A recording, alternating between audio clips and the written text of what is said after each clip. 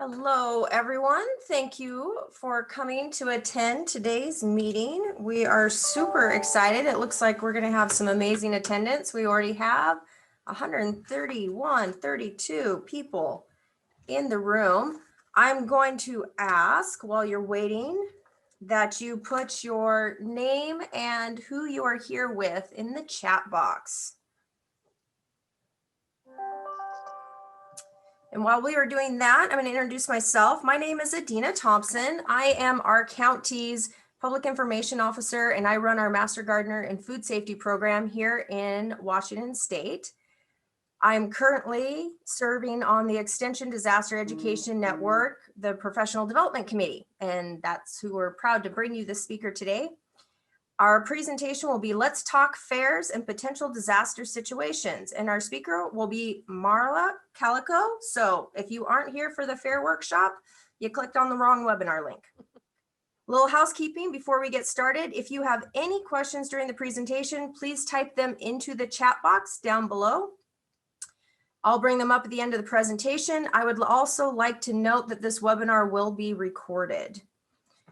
I have included a link in the chat box for review afterwards. We ask that you fill out a small survey at the conclusion of the webinar.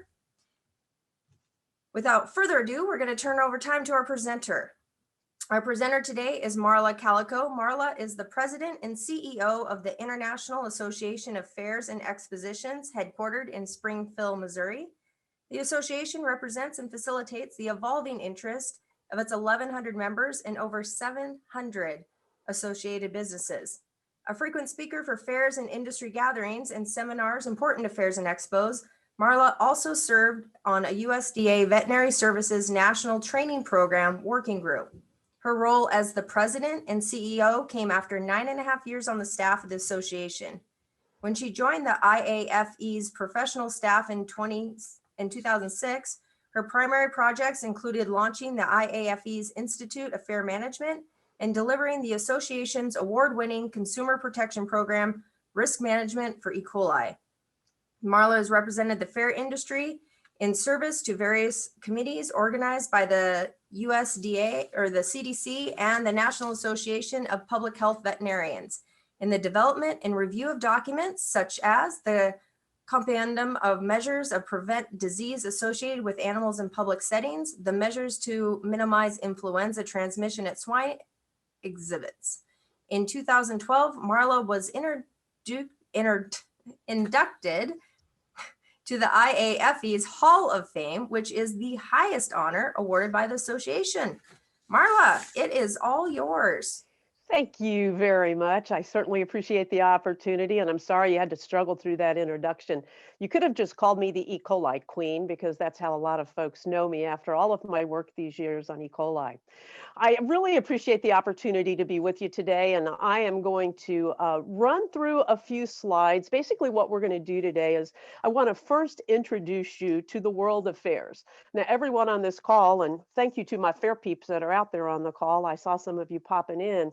When you work in extension, I'm sure you have a relationship with your county fair, your state fair, your regional fair, but I want to put that in a perspective across the entire United States to really let you understand the makeup and organizational structure of the fairs, because I think that sets the stage for how you would work with fairs in terms of disasters or times of emergency. Then we're going to talk a little bit about some of the types of situations we can encounter, and then I want to end with a little bit about some of our resources, how we reach out to our fairs so that you're aware of it, and talk about 2 new products that are coming out. So as Adina said, the International Association of Fairs and Expositions represents about 1,100 fairs across the globe. As you can see by the map, of course, the majority are here in the United States, followed by Canada. We also have several members in Australia, 1 member in the United Kingdom, and upon occasion, we have a couple of members from South Korea and Mexico as well. If we look across the spectrum at those fairs, as you might imagine, the majority are pretty small. In fact, over 40% of our members, 41% generally, have less than 25,000 attending that fair. So that's going to be a county fair, small show, may only last 2, 3, 4, 5 days. The next segment, so now we're looking at over 80% of our members total, less than 100,000. So we're talking about small, volunteer-led fairs that maybe don't have a lot of resources and maybe not a lot of professionals. And then, of course, when we look at that latter part, the last 18, 19, 20%, they're typically going to have some full-time staff and will range all the way from fairs that are in that 200,000 mix all the way up to our big fairs with more than 1 million in attendance, the largest events held typically in their area and across the country. So how are these fairs organized? And this is what I really wanted to set the stage for a better understanding, because not all fairs are created equal. Across our membership, about 44% are organized as a 501c3 not-for-profit. And so they operate totally different than an entity that, for example, may be part of the county. And there are quasi-governmental agencies, for example, at county fairs, and that equates to about 16%, but 15% are a different type of 501 organization. They're called C5s. They're very specific agricultural and horticultural associations. And then we have a smattering of others. There are actually a few county fairs run by state agencies, other types of US nonprofits, and we actually have some that are actually a function of extension and or 4-H. If you look at fairs across the United States, and I've just thrown up a map here of our regional structure, our zones that sets up some of our governance. In zones 1, 2, 3, parts of 5, 6, and 4, basically the westward progression across the United States, those fairs on that eastern half are primarily not-for-profits. There are very few fairs within there that are operated as functions of county government, meaning that they may not have the resources, they may not at all be recipients of any funding. For example, in Missouri, in my state, there is no funding at the county generally, and certainly not at the state level for fairs.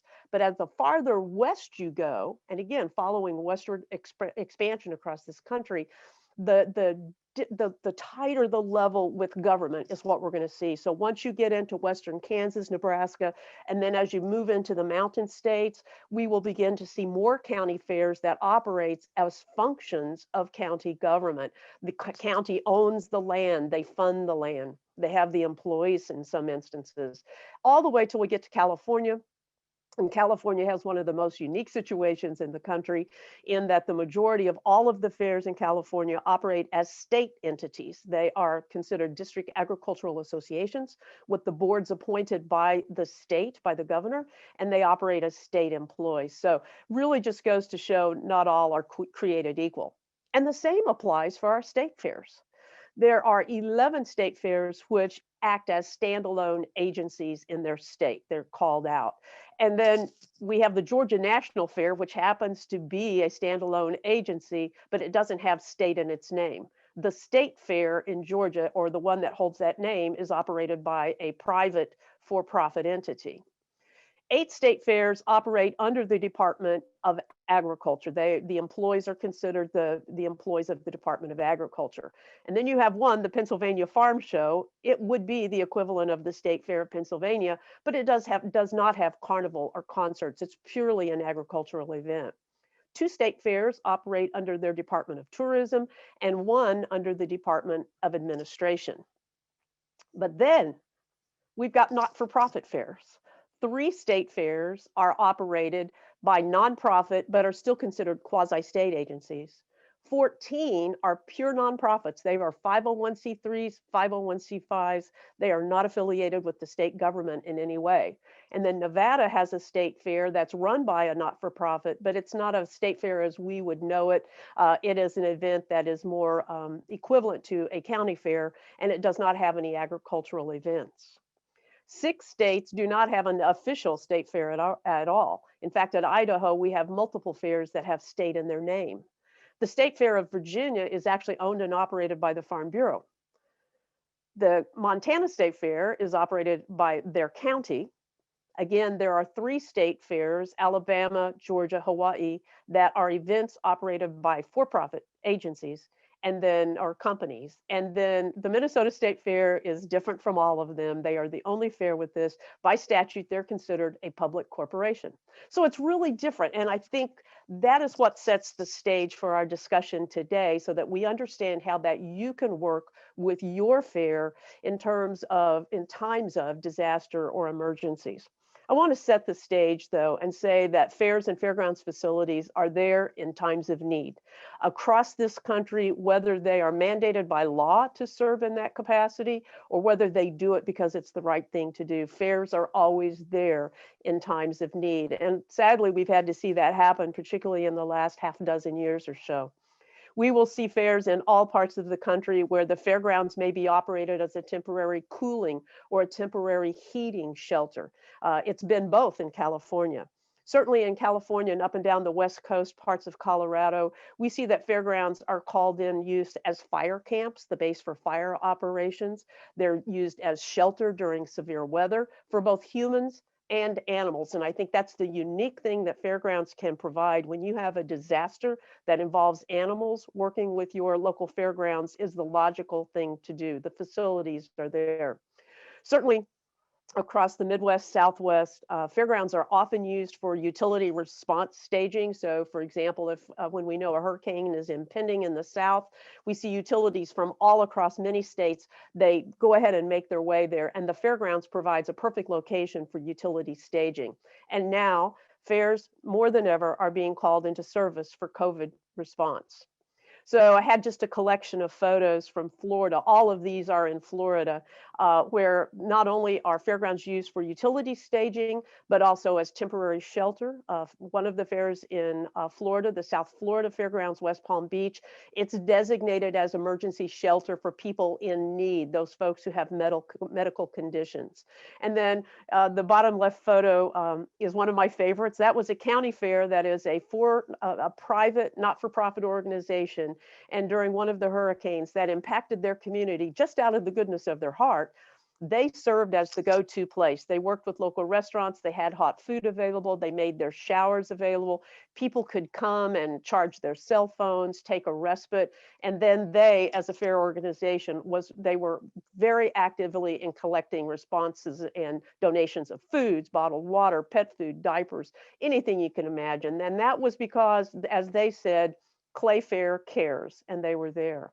Fairs are particularly fairgrounds facilities being utilized for COVID response. I'm getting new reports every single day.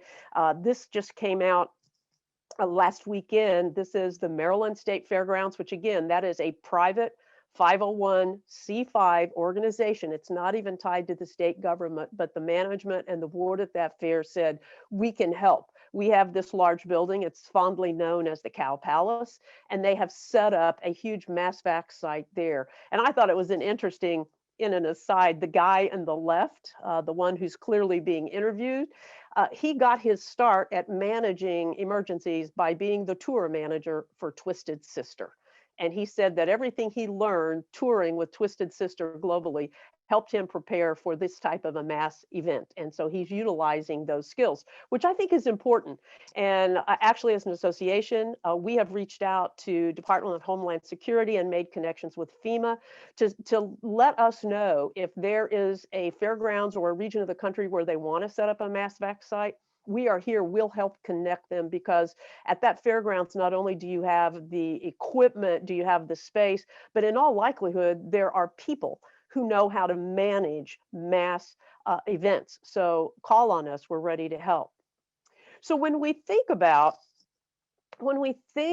working with fairgrounds in emergencies, and you may or may not already have an established relationships, I wanted to point out some key things that I think are very important for you in your role to recognize. So first, what are the capabilities of that fair at the fairgrounds facility?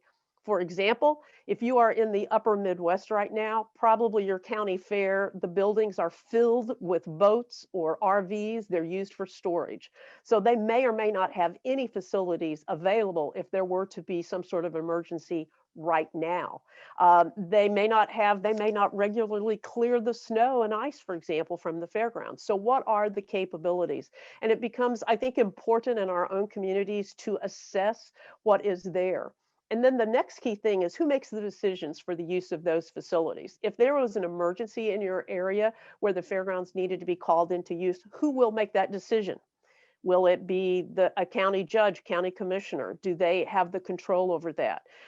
Is there a private not-for-profit board and you're going to have to find the president of the board? It's really important, as you all know, we make plans when emergencies are not happening so that when they occur, we're ready for that.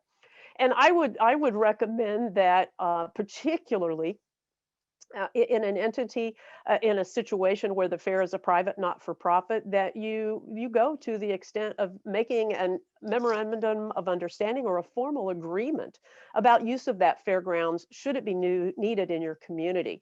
What type of notice is required? Can they do it within 5, 6, 24, 48 hours notice? If it's utilized, who's going to cover the expenses that are going to be incurred?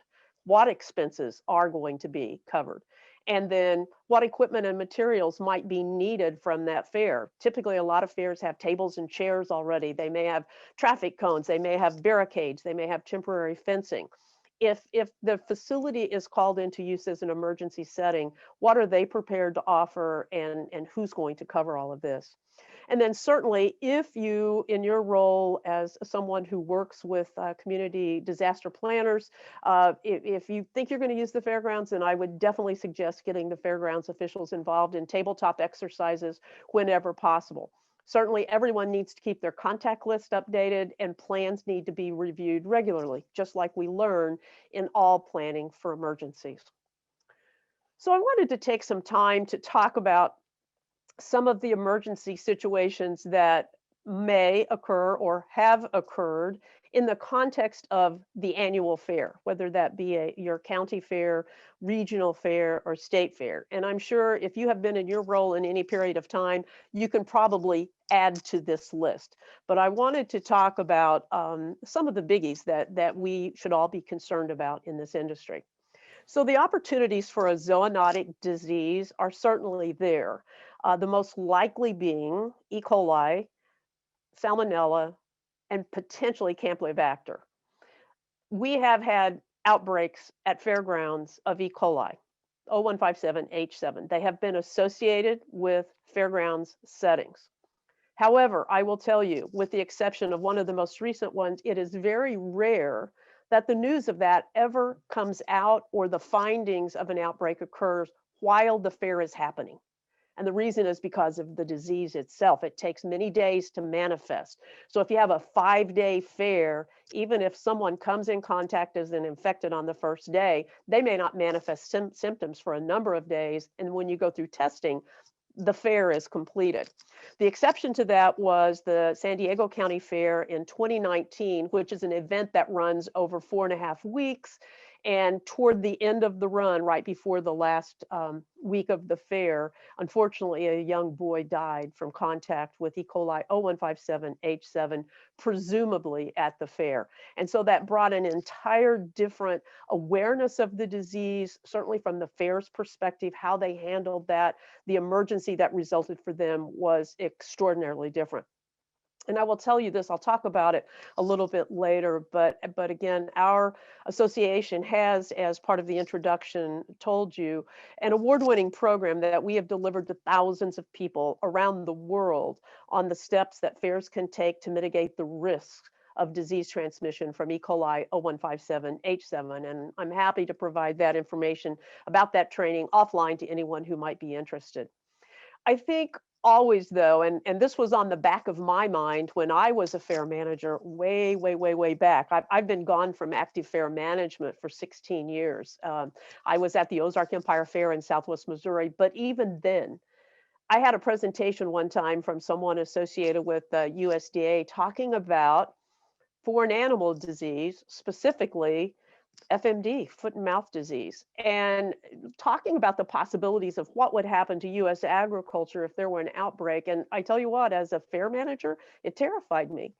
It terrified me that we could have a situation at a fair and that no fair would ever be prepared for that, nor would our community. And so toward the end of the session, I want to talk about that a little bit more as a result of a project I had a chance to work on with USDA. Severe weather for most fairs in the United States is a very significant reality, and it happens more often than not. In fact, in the 2020 season, whenever almost every fair in the world was halted, but many fairs went ahead with their mission and did, for example, junior livestock shows on opening day or the day before, I believe, at the Eastern Idaho State Fair in Blackfoot. They had a huge windstorm that damaged one of their barns. Did not hurt anyone, did not hurt any animals, but certainly this is a very, very real threat. As a fair manager, I lived it more often than what I would care to admit. If you are, of course, in the Midwest and you're in Tornado Alley, having a fair in July or August, this is a very real situation. And when you think about it, when you think about a tornado hitting a fairgrounds when you are in full mode and the damage that can result, even severe thunderstorms, and we know that, and we all know it firsthand because of tragedies within our industry. So severe weather is definitely on the radar for almost every fair that I know. New to this situation for fair managers and their planning is civil unrest.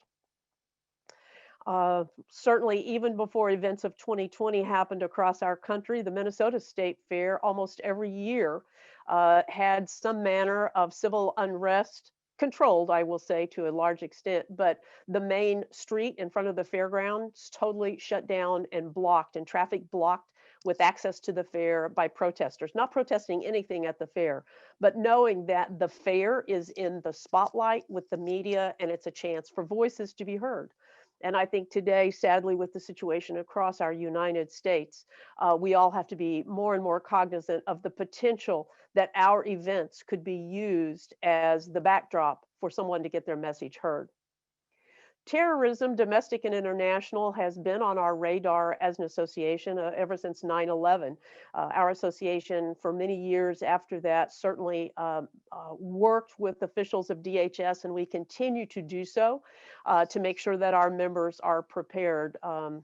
We pray we never have to deal with this. But again, if we think about the intent of a terrorist to try to get the biggest exposure, what better than the heart of America, than a county fair, than a state fair? We don't have any instances of this, thank goodness, but I think it's something that has to be on our radar. We must be prepared for it.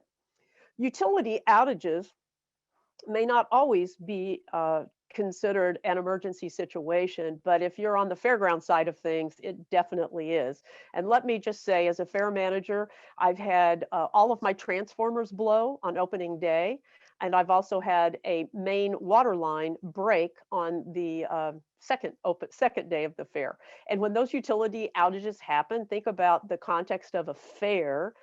There are major consequences if you have people and animals on the ground. So again, it's something to be prepared for. More often than not, that's an internal situation. But certainly from a fair perspective, when I was a manager, making sure that I knew who to contact 24/7 in event of a major outage, or if we heard a substation going down, being able to get contractors, that type of thing, was very, very important. And then something that we try to always include when we have emergency response or emergency planning exercises and training in the context of our educational events is we talk about other disasters within the community can still have an impact on the fairgrounds itself, but particularly if the fair is going on. And some of those things that might come to mind is think about where the fairgrounds is located. Are there train tracks nearby? Is there sometime hazardous freight that is transferred on that train line? What if something happened with a derailment? What type of manufacturing or industrial type plants are within a nearby radius of the fairgrounds? Are there any chances of damages or emergencies that could happen at those? A chemical plant, something that processes, again, hazardous material. What about how close is the fair to an airport? What are the chances of an aircraft accident and that impacting the fair, the fairgrounds opportunities? I think in the simplest way, maybe not a disaster, but a major pileup on Interstate 44 on Springfield, Missouri at the time of the Ozark Empire Fair would have caused imaginable havoc in terms of transportation all across the county. Just because of that, if you have some type of a vehicle accident on a major interstate coupled with inbound traffic to the fair, those are the types of things that we talk about and know need to be on the radar. So as you think about your work, working with a local county fair or your state fair, understanding their position of what their level of expertise is in risk management and emergency planning, it's probably going to be all over the board. We look at, and I'll do a shout out to my friends at Indiana State Fair. I think their director of security, who is an extremely regarded professional, they've got someone on staff to help with this. But at most county fairs, again, they're run by volunteers. You get an extra point if one of your volunteers happens to be the local emergency services coordinator or someone that has some training. But that's the rarity, not the norm. So what is the organizational structure of the fair that you're working with? Again, is it a private 501c3 or C5, all volunteer led? Is it a county entity, county supported, so that we have other services that could be brought to bear? What is that relationship with government or emergency services? One of the models of not-for-profit fairs that we see, and I see it predominantly across the upper Midwest to the east, the Northeast, very often half of the fair board members are also volunteer firefighters. And so we see this really, really close connection. And so in terms of emergency services, in terms of emergency planning, that county fair may be more well versed than one in a different location. Certainly, if your fair has ever had firsthand experience, and again, you heard me rattle off a few that I was involved in through many years at Ozark Empire Fair, but if you have firsthand experiences, you learn. And so you say, we're not going to let that happen to us again. And so you may have a more robust training program. You may have a more robust process for risk management mitigation. And then certainly, what are the training opportunities that have been afforded that fair? Have they had a chance to work at either a county, regional, state level? We often provide information to our members about exercises that may be conducted by DHS in normal times so that they can get opportunities for that. We try to make all of our members aware of exercises that they can participate in so that they can be trained. It's not for lack of interest that some fairs are not prepared. It's just access and knowledge. So I want to talk a little bit about what our association does. Again, trying to think about our industry as a whole, trying to help our members be as prepared as they possibly can with an emergency situation. So as was mentioned at the start, one of my first projects working for this association was the development of a planned curriculum called the Institute of Fair Management. And as an aside, I will tell you it was started for the very reason that you just can't go to school and learn how to be a fair manager. Almost all of us got there by the school of hard knocks and experience. And so we knew that with some changes in our industry, that whether you are a volunteer leader or you are an employee or you are the CEO, it's called upon you to know a little bit about everything that is involved in the fair. And so we developed this short course type of training, 36 different courses to help people be more rounded in the running of their fairs at whatever level they might be. But we made sure from the very start that emergency planning was an integral part of that. The course that is foundational, you cannot graduate from the Institute unless you take it, is typically a 4-hour course that is offered by a professional every other year. But then probably about I'm going to guess 8 years ago, maybe it could have been 10. We also added, as a matter of requirement, all of our enrollees have to complete FEMA 100, 200, and 700, the online courses. They're self-driven. We've also added recently a trained crowd manager, again, self-study online course, but that is going through some changes and will be revamped as we go forward.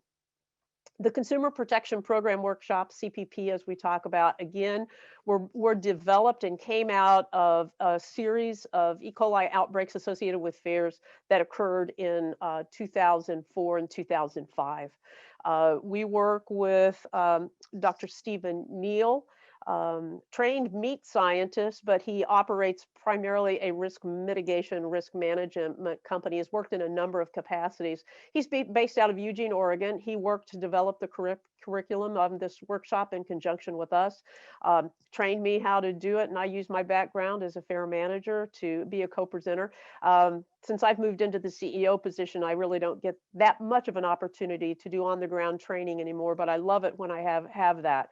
It's about a 6-hour workshop. We talk about the disease. We try to have our fair folk understand just a little bit more about E. coli 0157H7.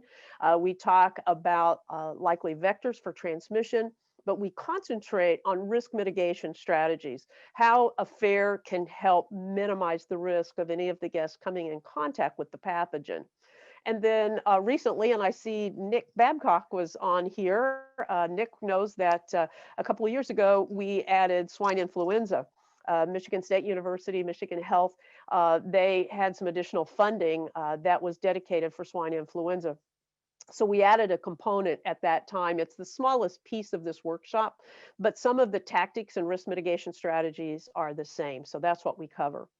I would say that emergency management, risk mitigation, it's a part of almost everything we do all year round.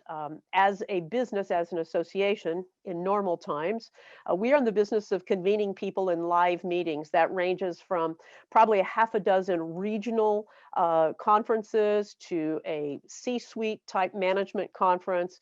We do webinars frequently, and then we hold our annual convention and trade show, and that convention is chock full of education. I don't think a meeting goes by that we do not talk about some aspect of keeping our guests safe, for risk management, for emergency planning. We have a lot of online resources. We maintain a digital library that's available to our members 24/7 with their member ID. We have a whole section on risk mitigation and emergency planning. We, for example, will share an emergency plan from a fair. They're happy to share and talk about that. So we've got any numbers. Some of them are very specific. Some of them are pretty general. We, again, also work very closely with DHS to make sure resources are available. And then we publish a magazine. It is still a print magazine, but it's also available 24/7 to our members in its digital format. That comes out 6 times a year. And again, we will frequently include articles in that for emergency planning, risk management strategies. Oh, there we go. And through the course of this, we've have established a number of relationships so that we, as an association, as staff, we can make sure that we're in tune with what's happening and we can connect our members, that we can develop training. And just kind of a list of all of those that you can understand the scope. Certainly the Department of Homeland Security. And most recently, we are tied with CISA, which is really the infrastructure.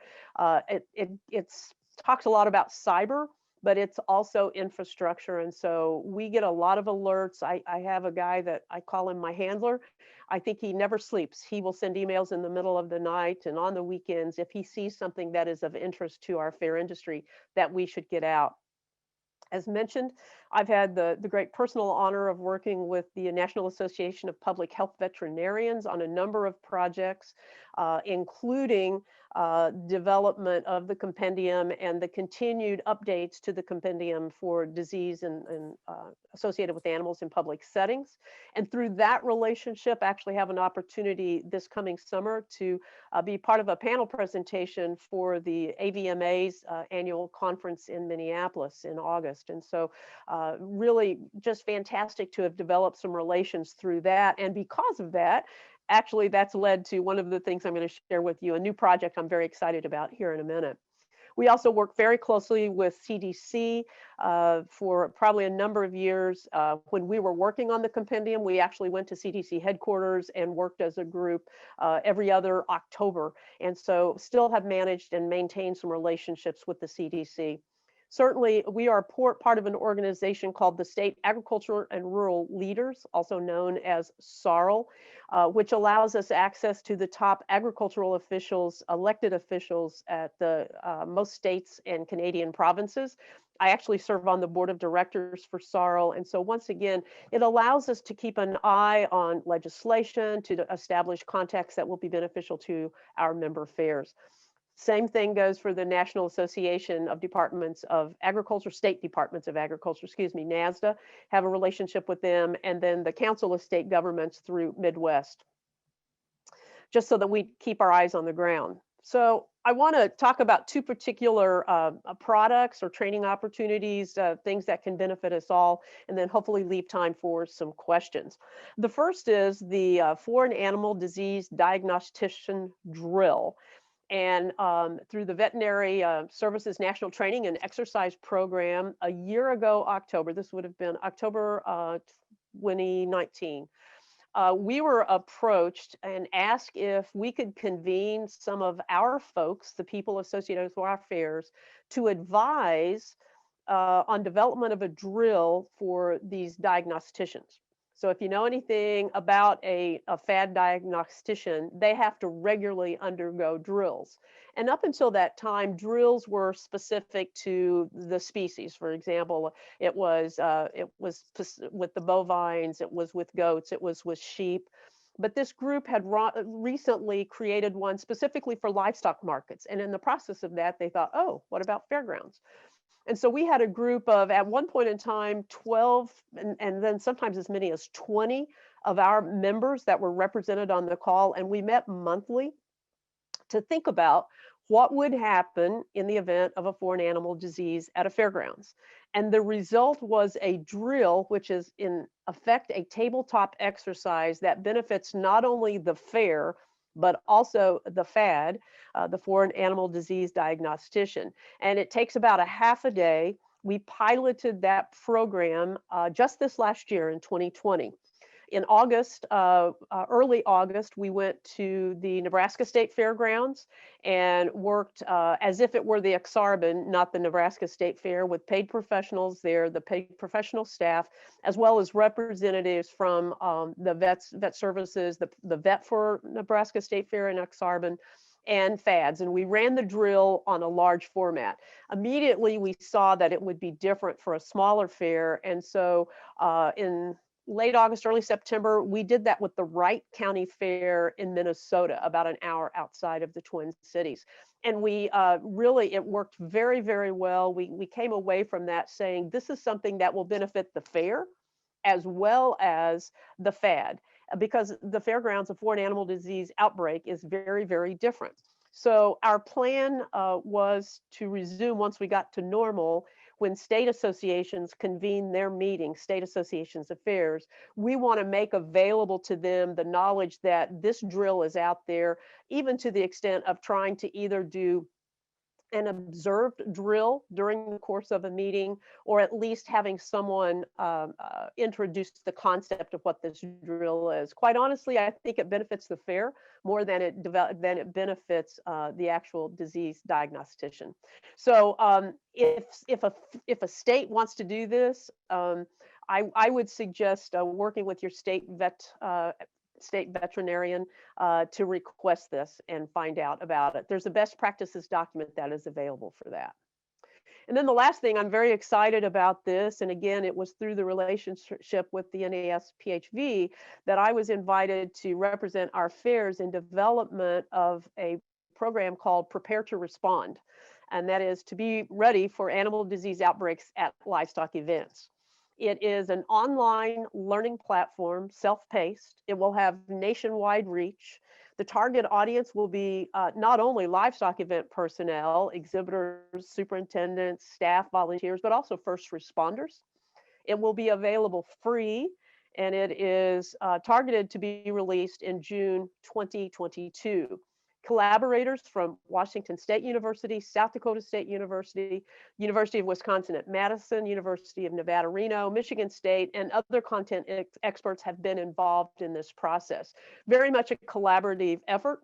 The grant was awarded from the USDA-APHIS National Animal Disease Preparedness and Response Program.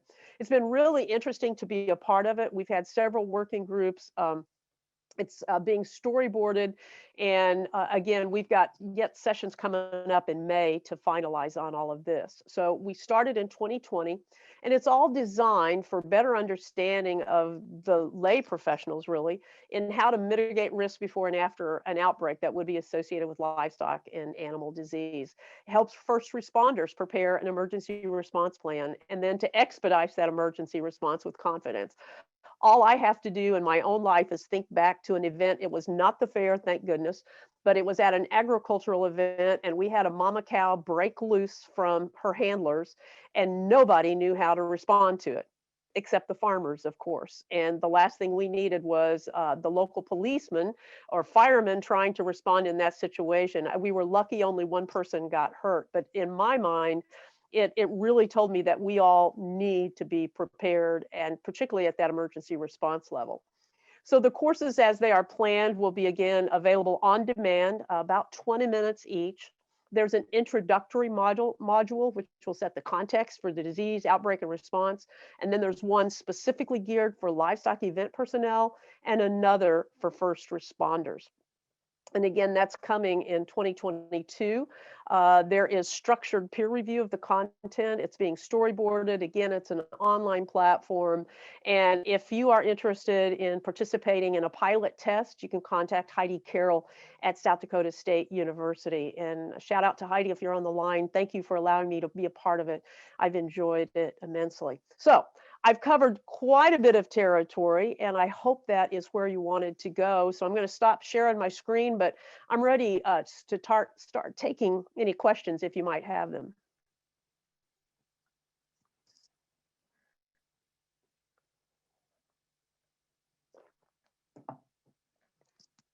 Oh, can't hear you, Annie. Can't hear you. That was great. Oh, thank you. That was amazing. Thank you so much. Brief round of applause for Marla for all that information. Thank you. Just a reminder, you can type your questions into the chat box. Looks like right now we just have a couple. So in regard to sex trafficking, recruitment, and fairs, are the backgrounds of fair and carnival workers checked against the state and federal sex offender websites or registry? If so, how often? Who does the background checks? If not, why? Sure. Thanks for that question.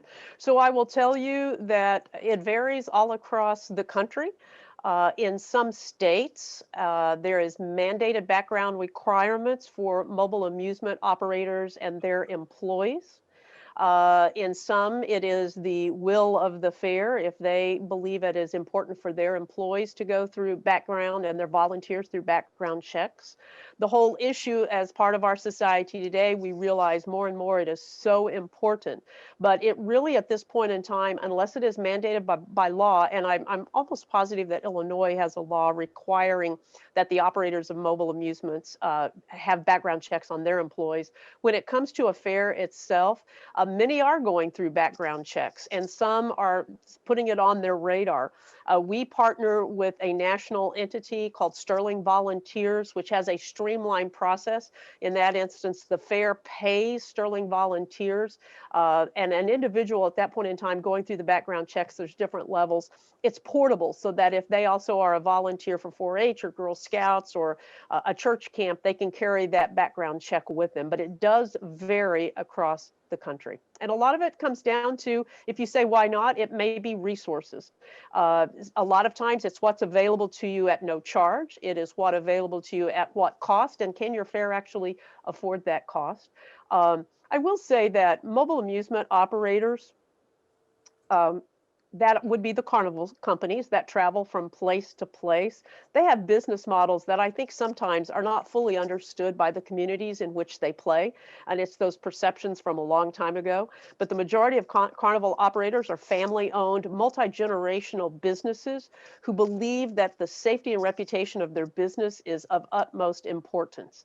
And so they are careful in their hiring and training practices. Many actually use foreign labor that is highly vetted through the H-2B H-1B visa program, and those people undergo immense background checks before they're ever allowed into the United States. Thank you. Yes, you are right. Our school uses the Sterling, and we've had some issues with how do we fund it, because it's not free, but it's very, very important. And just a reminder, everybody, that yes, this is being re-recorded, so you will have access to this later. Another question was, is there a brochure or one pager on the Prepared to Respond program available? I think that would need to come from Heidi Carroll at South Dakota State University. And I don't know that she's actually ready to have one on that, but certainly reach out to Heidi. She's one of the leads on the project. Perfect. And does IAFE or other fairs have an example disaster plan since they're starting at ground zero?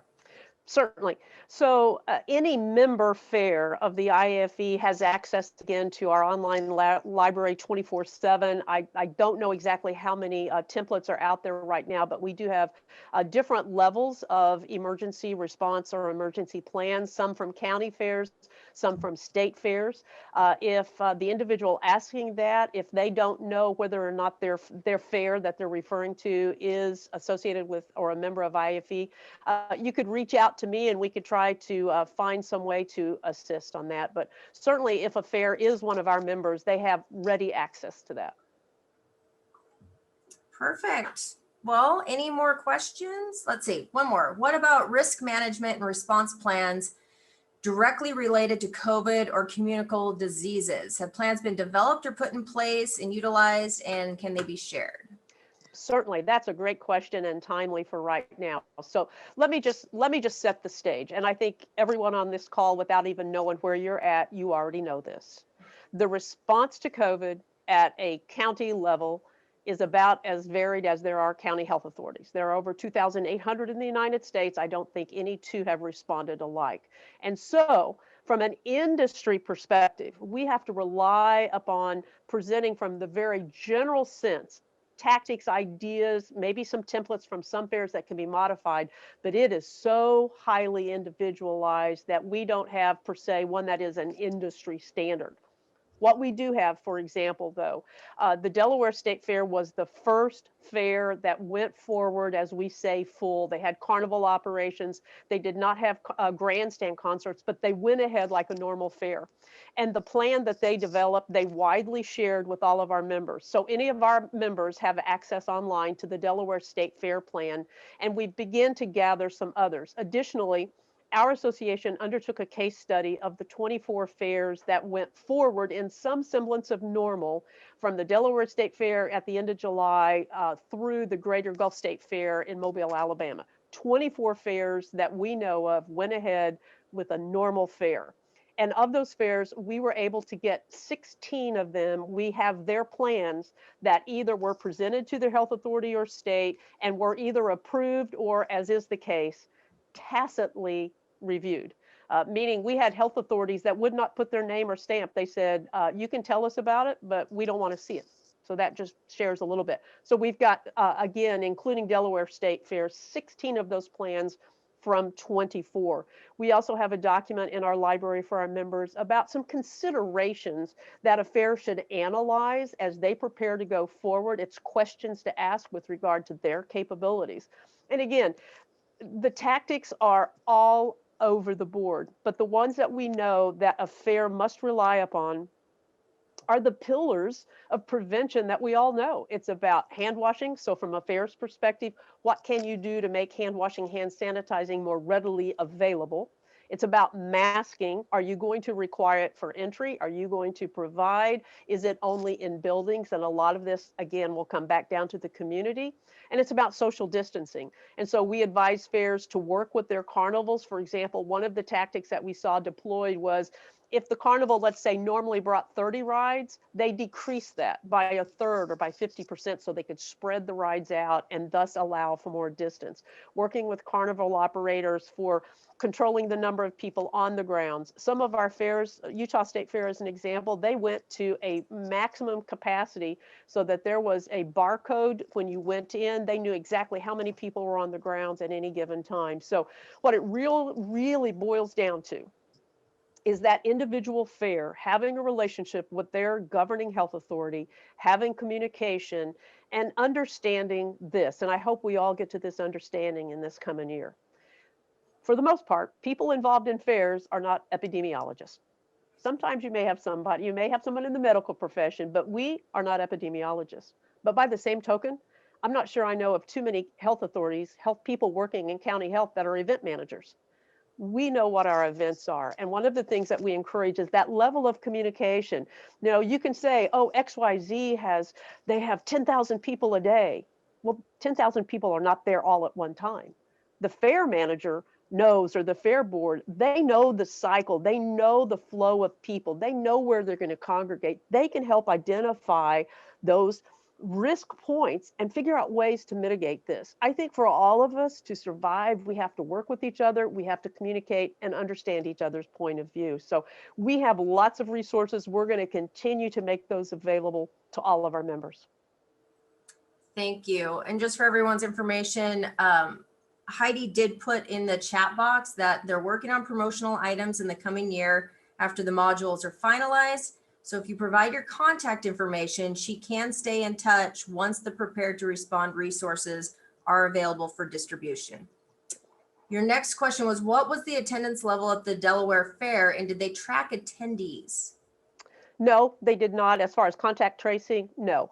That by that point, working with their health authority, it was not something that the health authority even wanted to attempt. Although, because they did online ticketing, any tickets that had been purchased in advance, there would be some level of tracing on that. But people could still walk up and buy a ticket right at that moment. Delaware State Fair did not officially release their attendance figures, but they met the metrics that they wanted to meet, which was number one, that 3 weeks after the end of the fair, there was no appreciable change in the case count. Their number one metric was safety. They budgeted to be about 50% down. I don't know where they fit with that threshold. But some good news, at least for our industry coming out of Florida, as some of you may know, there is a definite, there are two seasons to Florida fairs. There is January through May, and then there is late September through November. So the Manatee County Fair in Palmetto, south of Tampa, was the very first fair to open with basically every component going forward on January 14th. They budgeted to be 50% down. They were only down about 25%. And believe me, I've never had a fair say we were only down, because you get criticized by the media if you're down by 0.5%. But they were only down about 25%. And again, the biggest metric of safety, there was no change in the case count for 2 or 3 weeks. The second to that was the South Florida Fair, which made the concession to do 2 fairs. They did a highly restricted, limited capacity, limited hours, all outside type of event. And I know they met or exceeded their goals. Fairs have continued to go forward. We're just now beginning to hear how those turned out. But we believe that in most communities, there is a pent-up demand to return to some sense of normalcy, and where better to do that than at your county fair. So of the fairs that you know that went ahead through COVID and had an open dialogue with you, did you get any reports on health backs from visitors or anything where a fair specifically was attributed? None. I will tell you, there was one, but it's not a member, so I didn't talk with them. But there was one county fair early in the Ohio fair season where the headline came out, and this is where we have to think about our situation and what we're all dealing with today. The headline said, 12 people ill went to XYZ County Fair. What you didn't see was 10 days later, buried at the bottom correction report, all 10 went to the same church function at about the same time. Was the fair responsible? Maybe. you just don't know with this disease. But what we know about the disease, it could come as a lightning strike. I could get it by touching the door handle, maybe from one of my other employees. But for what we know for transmission, extended period of time and extremely close contact, you really don't have that at a fair. You're outside, you're walking around, you're typically, most times, you're in a ride containment with your family. I don't know that I've ever been put on a carnival ride where I was put with a stranger, except if I was on one where it was more of a flat congregation rather than a bucket. So that's the only one that we're aware of. The ones that went forward, again, with the elements, very closely watched all the case counts. There were no changes. Do you know if the fairs that moved ahead, if they stuck with kind of the tradition of everybody camping out at the fairgrounds and RVing and that type of thing, or was that part of the alteration of plans? No, that one was not. In fact, almost all of them, because let me just say, in addition to this, a lot of fairs went forward with their youth livestock shows. And some made modifications many times at the requirement of their extension. If it was a 4-H show, they had to do the show and go, and there was no camping. But by and large, across most countries, all of those fairs that went forward, they continued with camping, and moved right ahead. Moved right ahead with it. And did you know if any member fairs upgraded their air handling system like some of the schools have done? At this point, I don't know that for sure. I just talked to a fair that did not go forward, but they have done that. They have already done that. They've had an analysis of air handling equipment. They've made some changes with their scrubbers. But the thing is, I think we have to look across the majority of fairgrounds. We have so many fairs that they don't even have air conditioning whatsoever. So those that are, what we've referred them to, there is an online calculator. It's on our website on the public facing page for communicable disease resources. It was developed by MIT, and it is a plug-in calculator that you can plug in the dimensions, square foot plus height of your building, the type of air handler you have, what the people are going to be doing inside of that, and then this will calculate the number of safe people that you can have within a given time. Perfect. And you've referred to your website a couple times. One more time, what is that? www.fairs, F-A-I-R-S, and expos, E-X-P-O-S, fairsandexpos.com. We do maintain a public-facing communicable disease resource page. If you click on our homepage and up on the top, resources, bottom right, then on the drop-down menu will say communicable disease resource page. And we have a number of publicly available resources that we keep updated. But then we have a members only that is much more robust and has items shared specifically from other members. Okay, well, I don't see any more questions in the chat box. So I think we can give everyone 3 more minutes of their day back, Right. maybe a quick potty break before that next Zoom meeting. Thank you so much, Marla. That was so very informative and timely. We greatly appreciate it. Thank you. I appreciate the opportunity. Anytime we can strengthen the connections between particularly Extension and our fairs, I think it's extraordinarily important. And I'm here standing by anytime, happy to help in any way that we possibly can. So thank you for the opportunity. You're welcome.